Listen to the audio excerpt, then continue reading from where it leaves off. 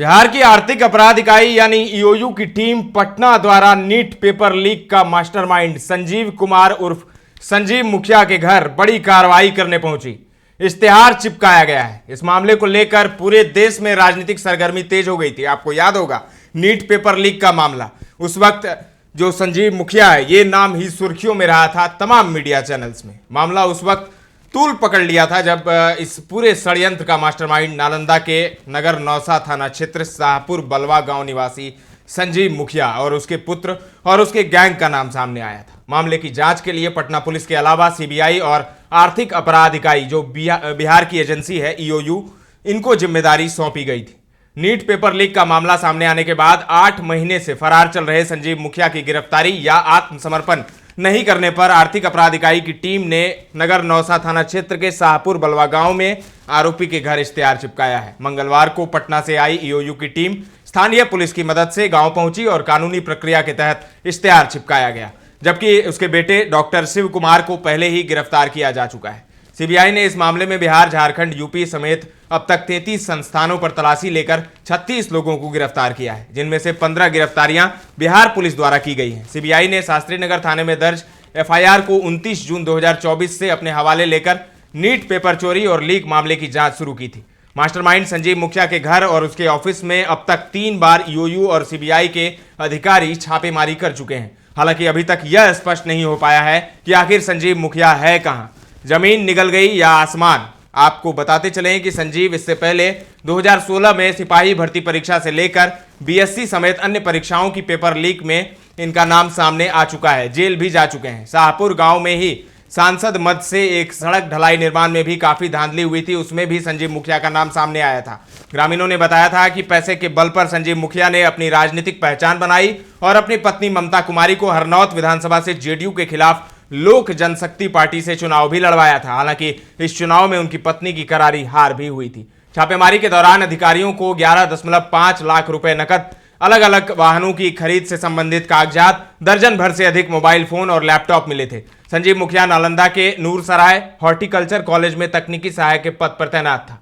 तो NEET paper leak मामले में आर्थिक अपराध इकाई ने बड़ी कार्रवाई की है। ईओयू की टीम संजीव मुखिया के घर पहुंची, उनके गांव में नालंदा में जो उनका घर है वहां पर पहुंची और वहां इश्तेहार चिपकाया गया है, क्योंकि 8 महीने से ज्यादा हो गए हैं संजीव मुखिया का कुछ पता नहीं चला है।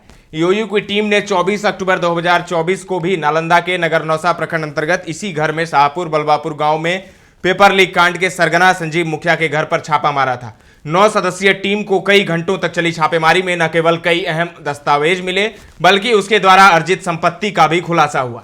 ईओयू की छापेमारी में उस वक्त संजीव मुखिया के घर से 11.5 लाख से अधिक नकदी रुपए, अपने और परिजनों के नाम पर कई 2 पहिया वाहन, 4 पहिया वाहन और 16 पहिया वाहनों के कागजात, परिजनों के नाम कई जमीन के कागजात, 1 दर्जन से अधिक मोबाइल, लैपटॉप, सोना चांदी के गहने, बर्तन, अलग अलग बैंकों के पासबुक, वित्तीय संस्थानों में काफी निवेश किए गए कागजात, बीमा पॉलिसी में निवेश के कागजात, वित्तीय लेन देन से संबंधित कागजात, संपत्तियों के लीज और इकरारनामा के कागजात मिले थे।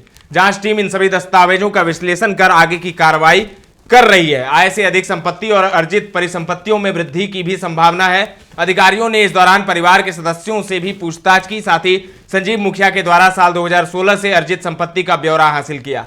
नीट परीक्षा प्रश्न पत्र लीक मामले का खुलासा होने के बाद से ही मास्टरमाइंड संजीव मुखिया फरार चल रहा है। करीब 8 महीने बीत जाने के बाद भी वह पुलिस की हत्थे नहीं चढ़ पाया है। मामले में गिरफ्तार हुए आरोपियों की माने तो 40 लाख रुपए लेकर प्रश्न पत्र का उत्तर पटना के एक निजी स्कूलों में छात्रों को रटाया गया था। संजीव मुखिया नूरसराय हॉर्टिकल्चर कॉलेज में तकनीकी सहायक के पद पर कार्यरत था। वहां से छुट्टी का आवेदन देकर फरार हो गया था। अधिकारियों ने कॉलेज पहुंचकर साक्ष्य भी इकट्ठा किए, लेकिन अब तक उसे अरेस्ट नहीं किया जा सका है। संजीव मुखिया कई सालों से प्रश्न पत्र लीक कर रहा था। 2016 में सिपाही भर्ती परीक्षा में पहली बार उसका नाम सामने आया था। संजीव मुखिया बीपीएससी शिक्षक बहाली पेपर लीक मामले में जेल की हवा खा चुका है।